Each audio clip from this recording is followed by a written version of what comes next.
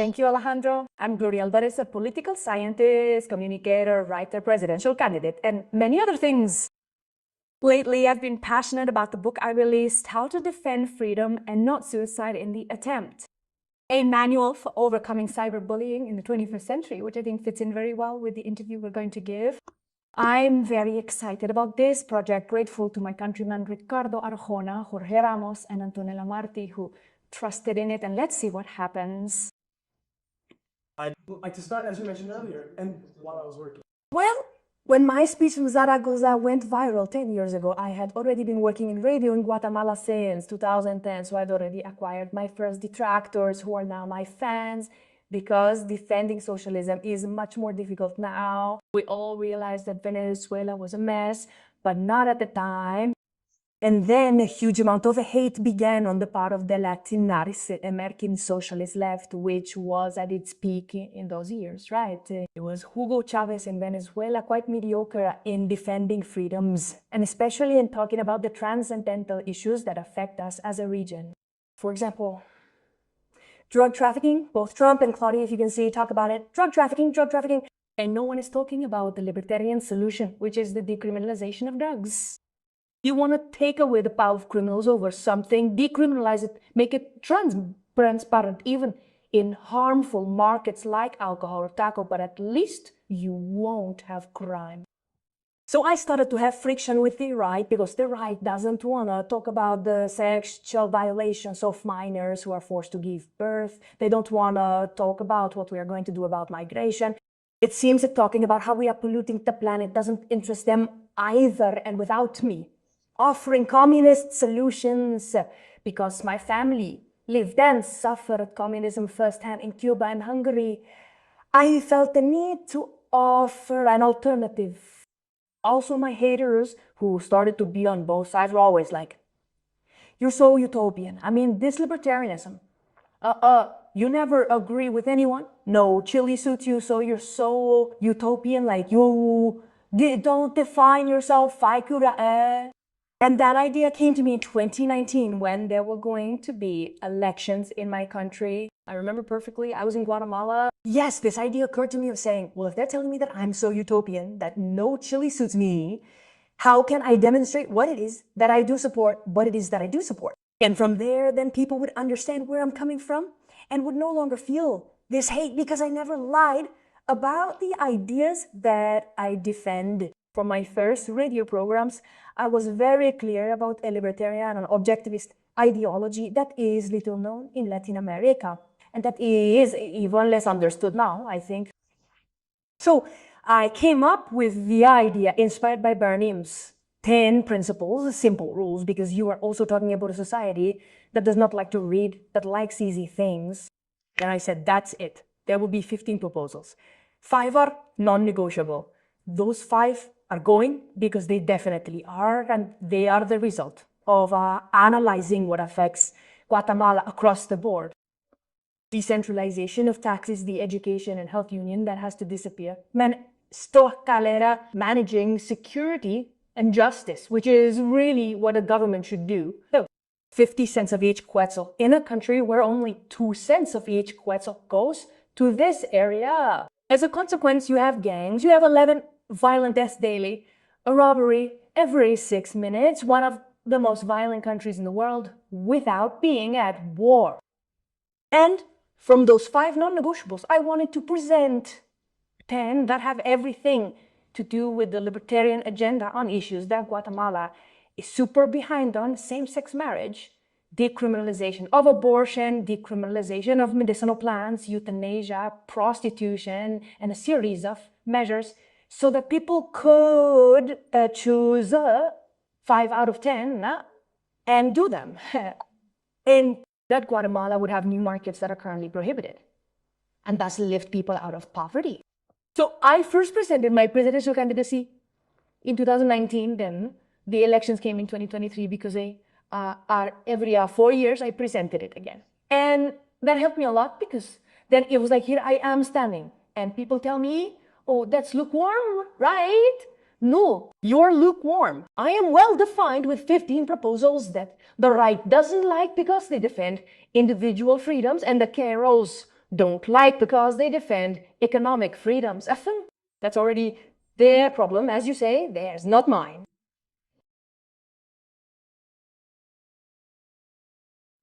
Because selling rationality, selling freedom, because in the end, when you sell freedom, you are selling responsibility. It means taking responsibility, have the ability to respond to the consequences of your actions. Your children are yours. Your decisions are yours. You pay the consequences. When you compete with a model that is telling people there are no dogmas here. Here, it's everyone saving their own ass, Papa is saving their own ass. We're going to have a more awesome society because everyone is going to push forward instead of being parasites on everyone else. And your opponent is giving away motorcycles and refrigerators. I come from a country where there are mayoral candidates who have dressed up as Iron Man and thrown themselves down a zip line to fall into the audience and present themselves as the strong man. Arrakare. This is real. I can send you the videos. You're competing against that circus, and then the attacks also come from the circus. What are you going to see? That who also has a super alternative life, she doesn't have any religion, I don't know what, so they start attacking you because of your personality, tarati, fakinori. And that's also why I wrote this book. When you look back and say, but all that straight men. Well, we already had a closeted gay president who obviously did nothing for equal rights, but straight religious men, they've all seen our faces as idiots robbing us, robbing us. Everyone has been super moral. The hypocrisy and the blatant double standard were what pushed me to decide, no, I am going to be a presidential candidate. And it's not that I don't want to make alliances. Of course you have to make alliances.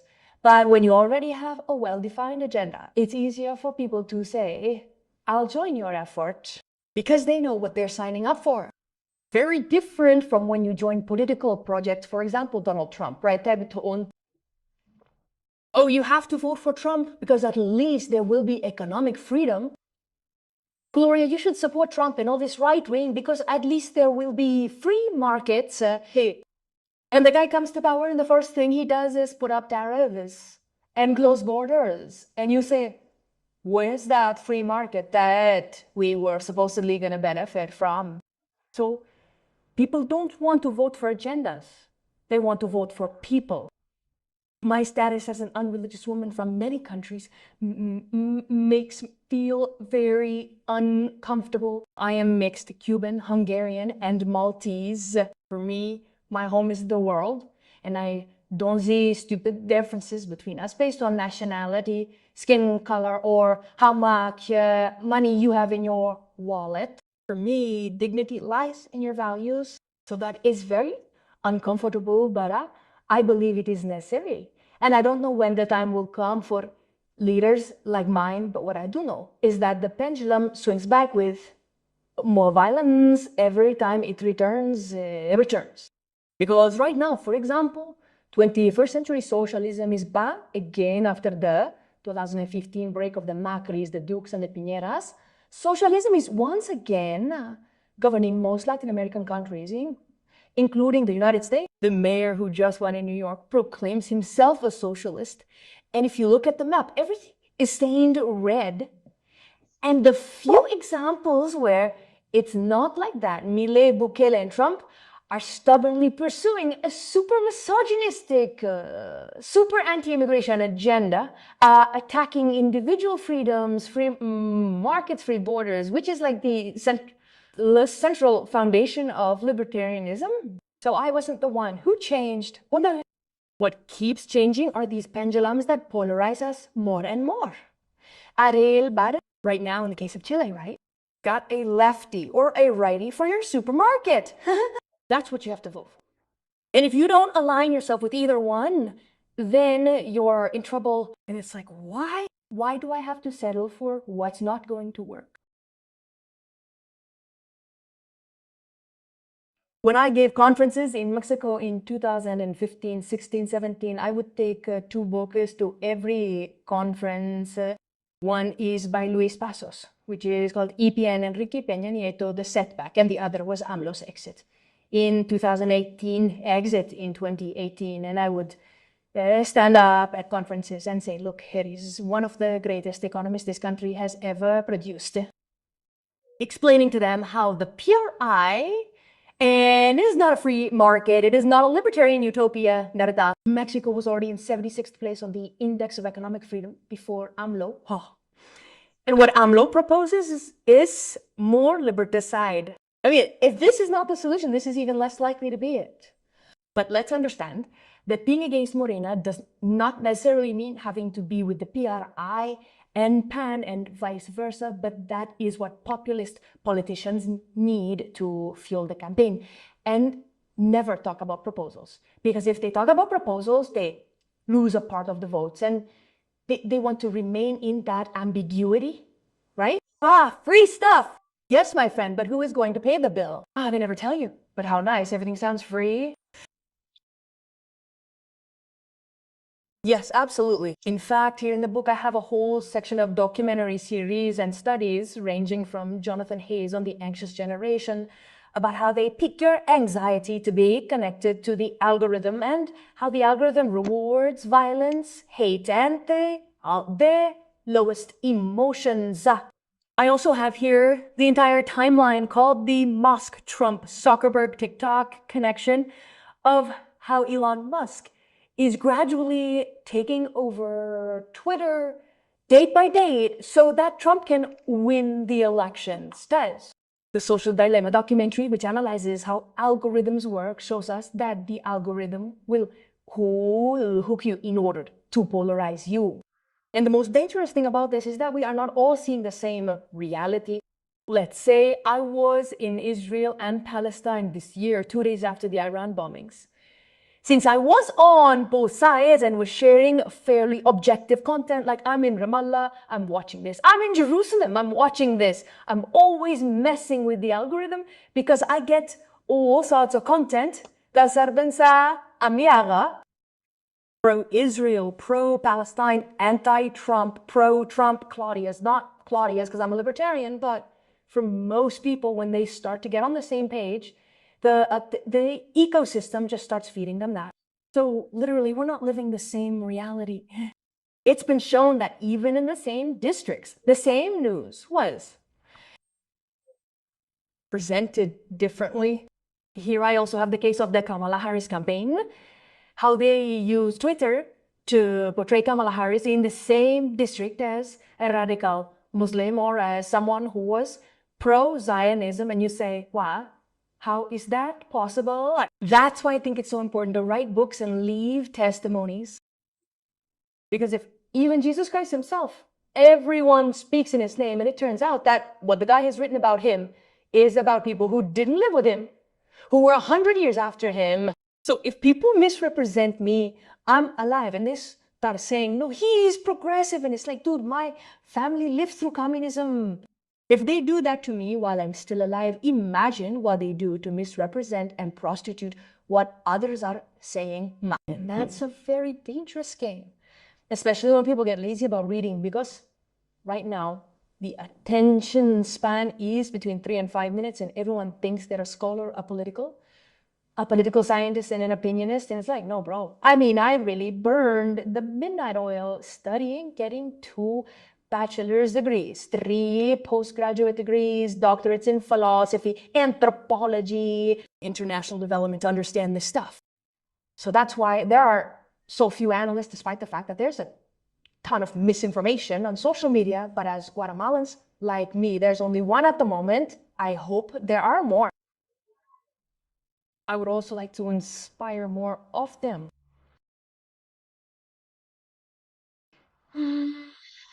Interesting question, because both have their complex components. When I was in Venezuela and Diosdado Cabello threatened to kill me on public television and Sevin chased me everywhere, and you're in a place that was Venezuela in 2015, that is supermarkets with shortages that I secretly recorded because it was a crime to record a supermarket. And you see that misery that in my case, my grandparents always told me about Cuba, and it was the first time I saw it in real life, and you're being chased by such absolute power of it does make you aware of, wow, how did I get here? Yes. So when you're being chased, so for example, when they put me in a little room in Nicaragua for an hour, and there was a banner with the image of Che and Daniel Ortega and Castro and Castro and Mao, the revolution forever, and the military is asking you the same thing. What are you here for? Who are you here with? And they want to tire you out, and you have to be like in a deep inner peace to say, I came for this and such. Being lynched on social media can be frustrating, and I actually talk about it a lot in the book because I did a workshop called The Work by Byron Katie. That's part of the manual, right? On how to deal with this. And the work is a wonderful method of neuro-linguistic programming where you confront your thoughts. Because what started to happen to me with the fame that came to me without me asking for it is that you don't know how to handle it. Fame is something that enters your life, it wants to mess it up, and you have to have a lot of courage to say, no, I mean, this is what's happening right now, but it's not me. And so when I released my first book, The Populist Deception, I remember that when I published it, I don't know, a lot of comments were like, I would use that book as toilet paper, right? Just like what they're saying about this one. And it's like, hell. I mean, you haven't even read the book. How dare you criticize something you don't know about? I mean, in order to criticize religion, I read it, studied it, and lived it. In order to criticize Marxism, I read up on Karl Marx. I went to the Manchester Library where they wrote the Communist Manifesto to try to understand its psychology. I mean, I've dedicated myself to getting into people's minds just like actors do when they do the method, right? To get into character. And here comes some guy who doesn't even give his real name, hiding behind a monitor to say that my book is worthless. So that thing had my blood boiling. And I arrive at this workshop on the work and I say, people should get to know me first before criticizing me. And then there in the workshop, the facilitator says to me, is that true? And of course, it's true. People should first inform themselves, right? And then criticize, and he tells me, that's totally true. And I say, of course it's true. And of course, they keep questioning you until you say, well, no, it's not true. That's my mental fart. That's what I'm making up. People have the right to do whatever they want, as long as it doesn't affect your integrity. That's the problem.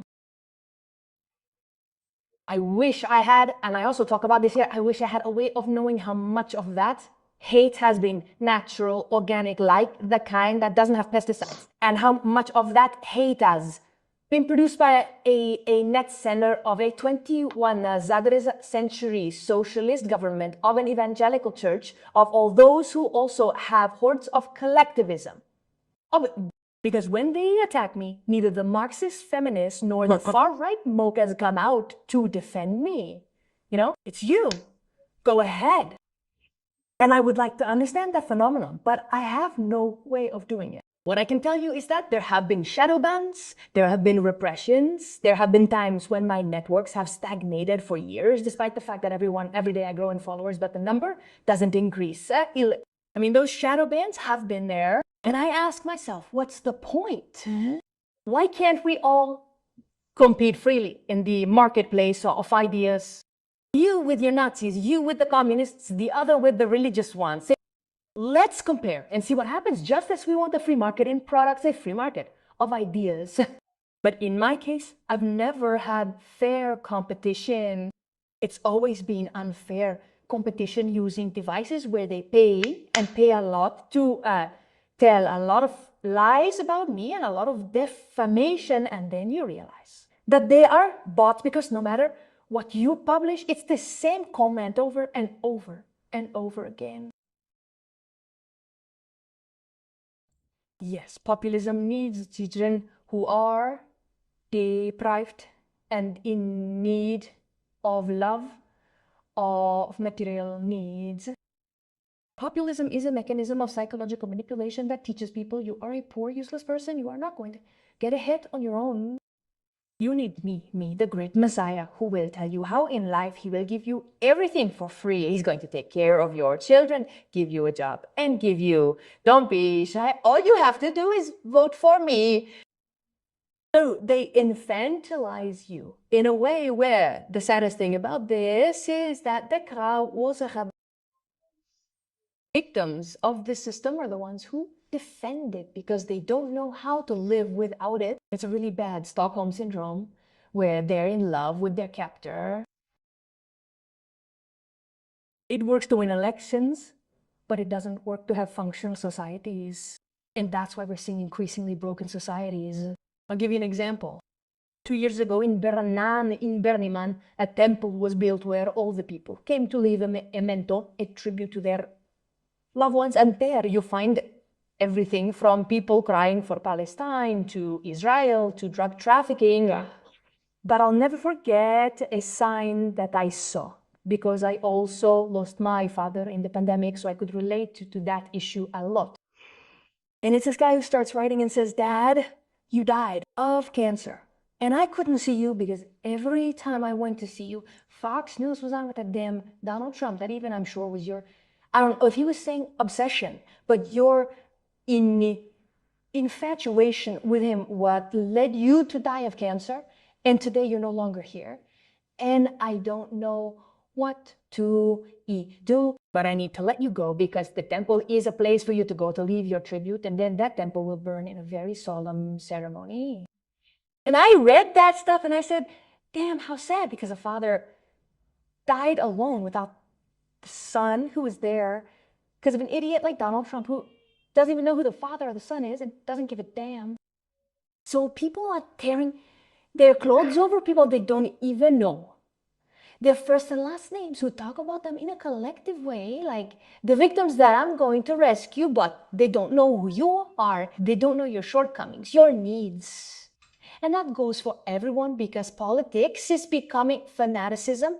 The has Gloria zombies, like Trump zombies, like Miley's, like Bukele's. So, I mean, this doesn't have to be about one side or the other because populism is even.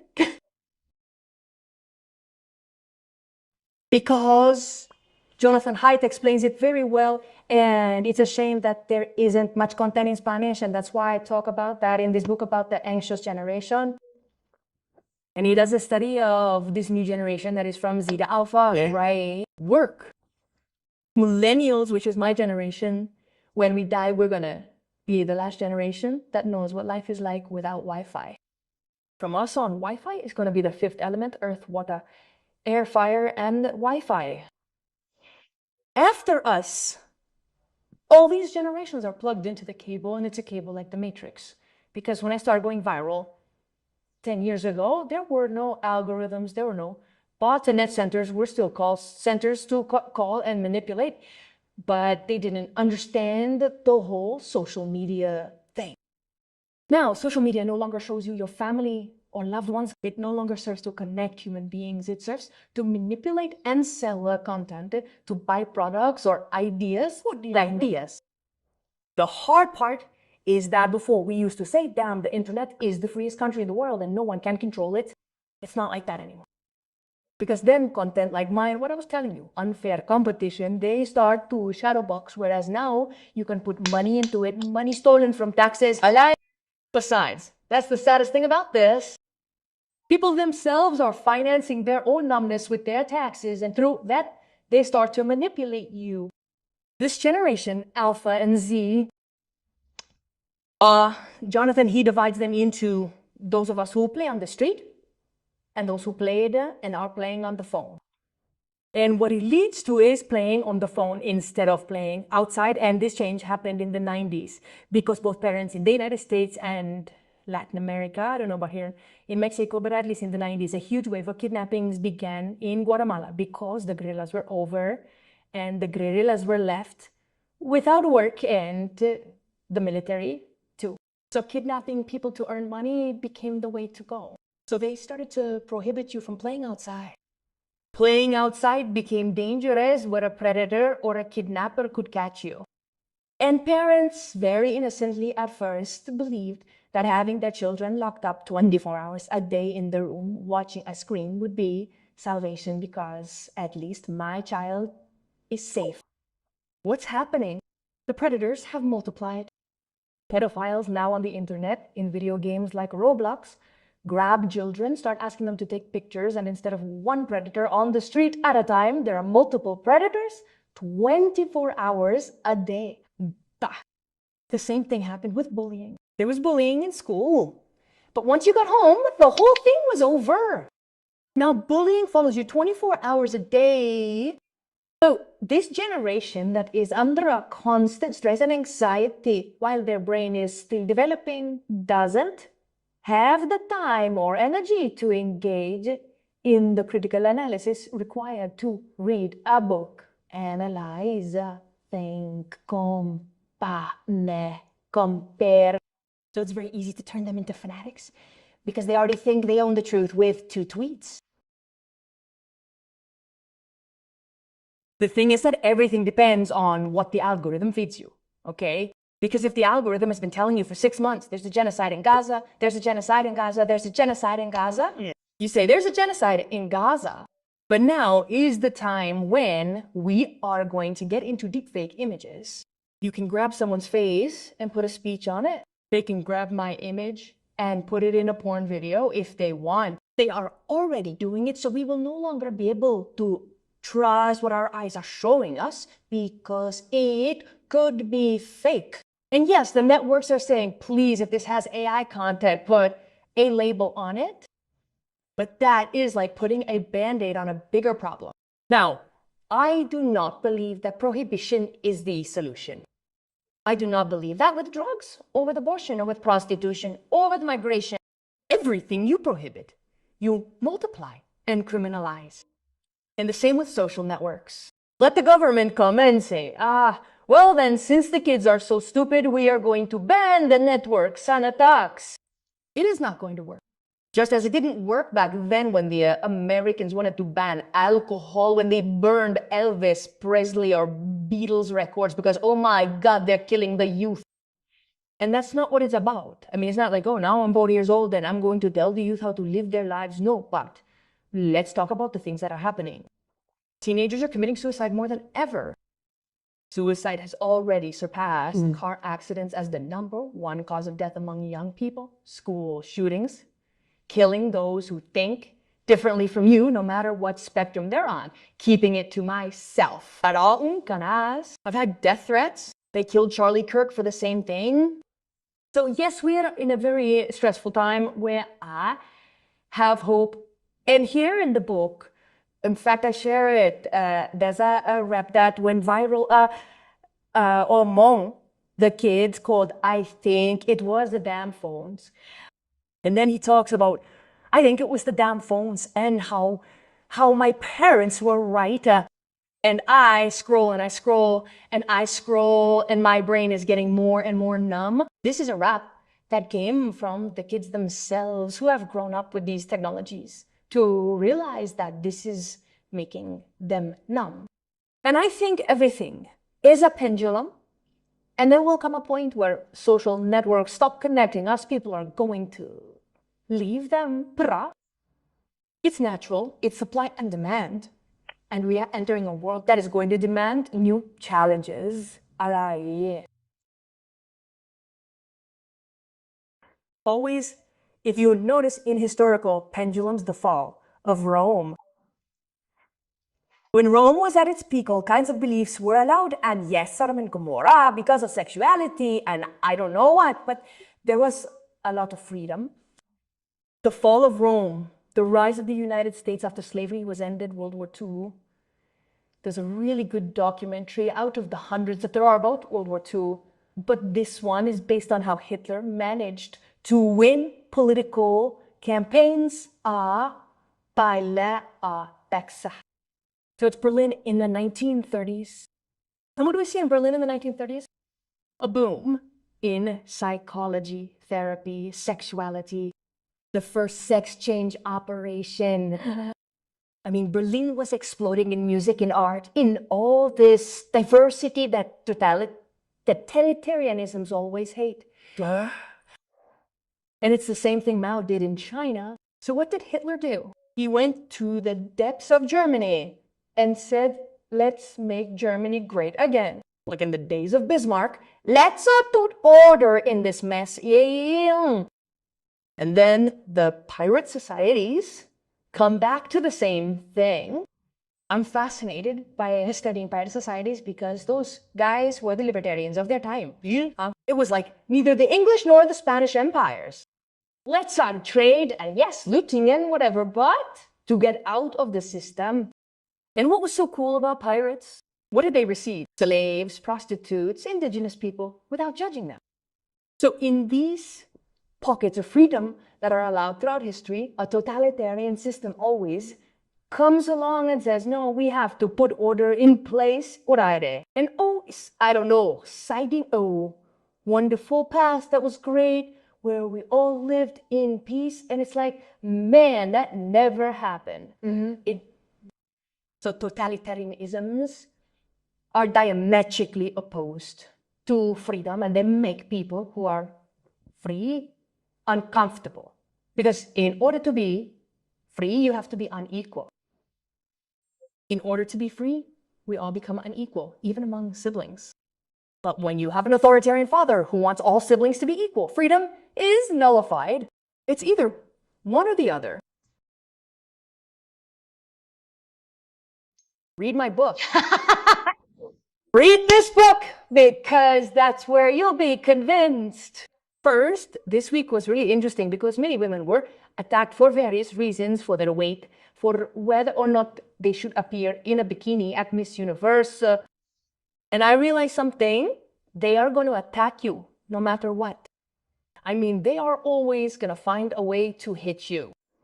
And staying quiet is not an option, because we are where we are, not because we lack a good and rational people, but because the rational and good ones keep quiet, and the few who are loud make a lot of noise. So we need more rational voices. And that's also why I wrote this book, because I have colleagues in the world of ideas who got on social media, and after 2 weeks they told me, forget it, I can't handle this stuff. I mean, it's too much hate, it's too much. So these voices get lost because they don't have the tools, because you have to be really hardened, that's true, to be able to do this job, but staying quiet is not an option. So if you don't know where to start, read my book, look for my content, not so that you think like me. No. You see, in freedom, we all fit. And that is very important to say, because we are also in a world where one side is literally saying in interviews, it's okay to hate the other. It's okay to hate the other, hate them. So they dehumanize them, they turn them into monsters. And when we end up hating each other like that, what we end up with is Israel and Palestine, where you can't tolerate your neighbor. And I think that's not the way to live. I would hope that no one wants that as a utopia. But if we continue like this, that's what's going to happen. And that's what has happened historically. My family, whose hands are actually covered in blood on the cover, because I lost a great aunt that I didn't even have the chance to meet.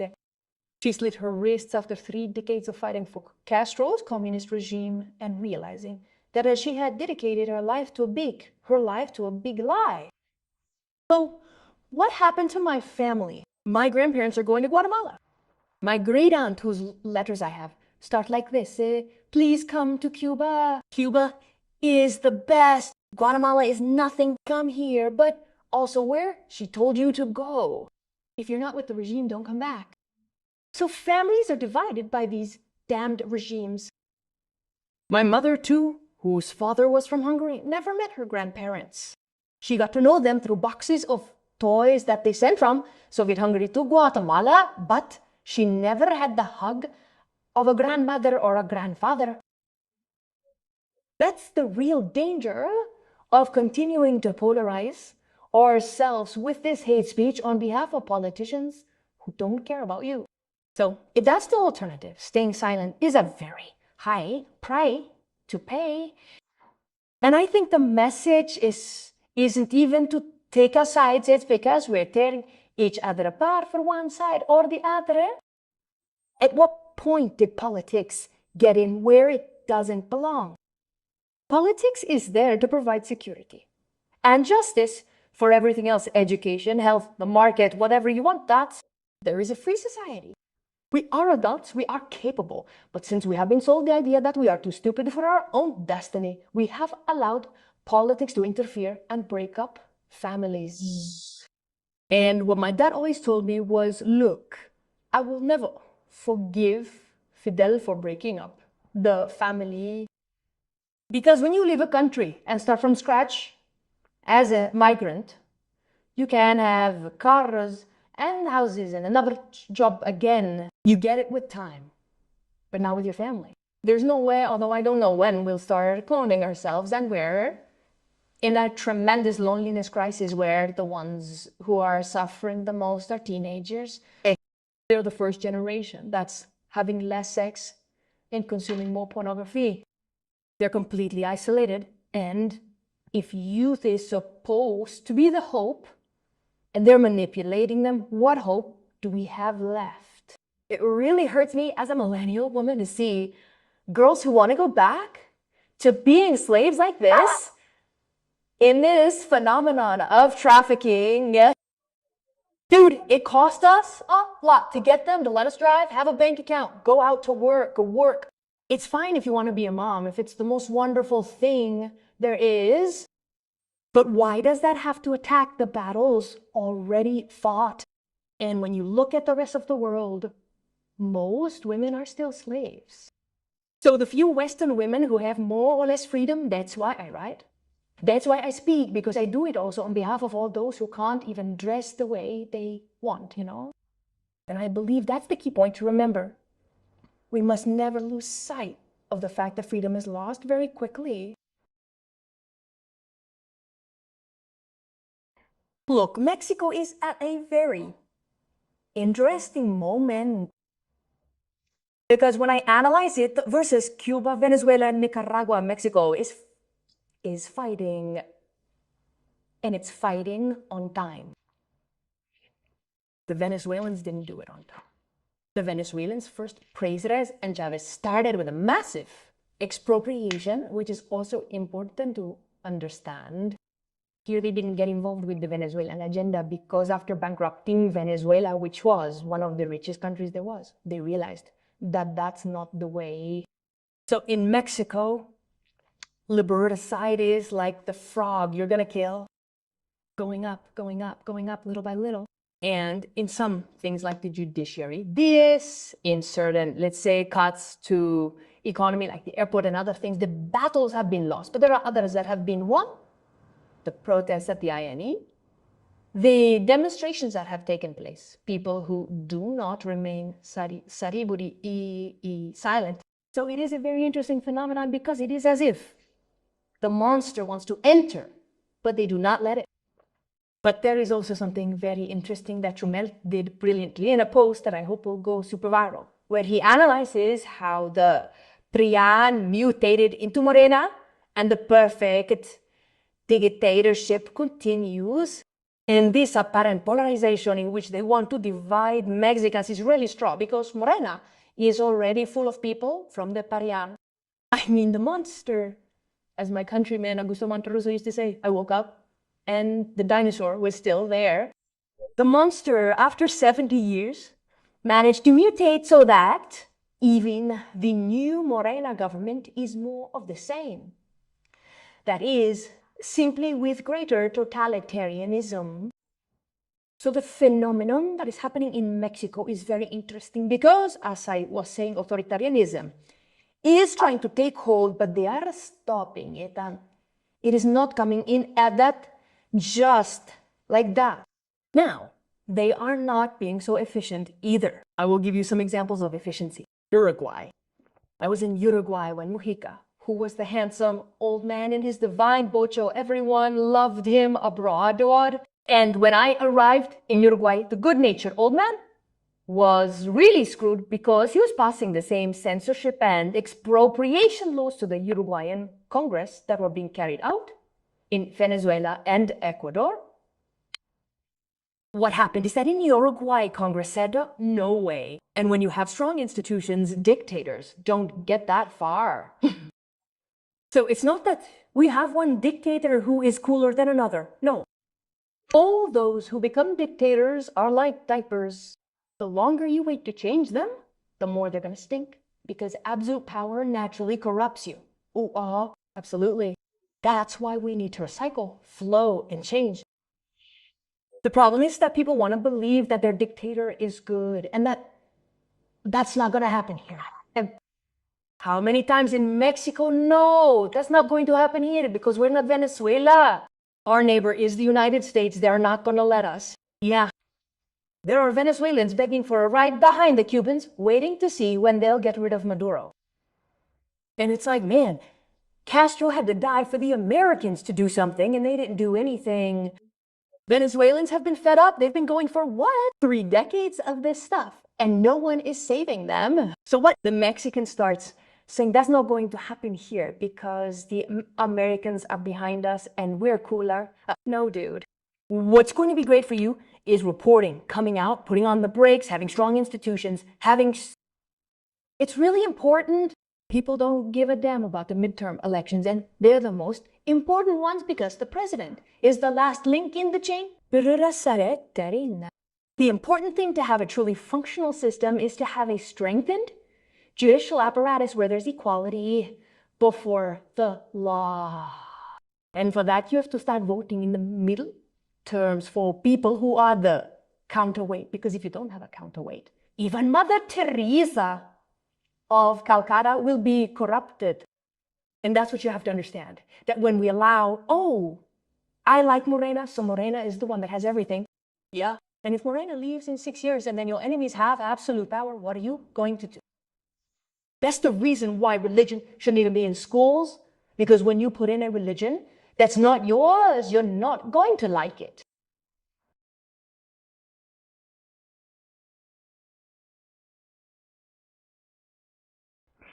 It's the first. It's the first where they're going to hit you, and without being able to open your mouth, you can't do anything else. Because in order to communicate, to be able to make money, work, produce, create, innovate, you have to have a freedom of expression. And freedom of expression includes the freedom to read whatever I want, to access whatever content I want without censorship of books, to be able to inform myself so that I can then communicate. All dictatorial regimes start with absolute surveillance over what is said. In Cuba, every neighborhood has a neighborhood committee that is monitoring 24 hours a day what the neighbors are saying. And everyone lives like that in paranoia. No one tells you what they really think.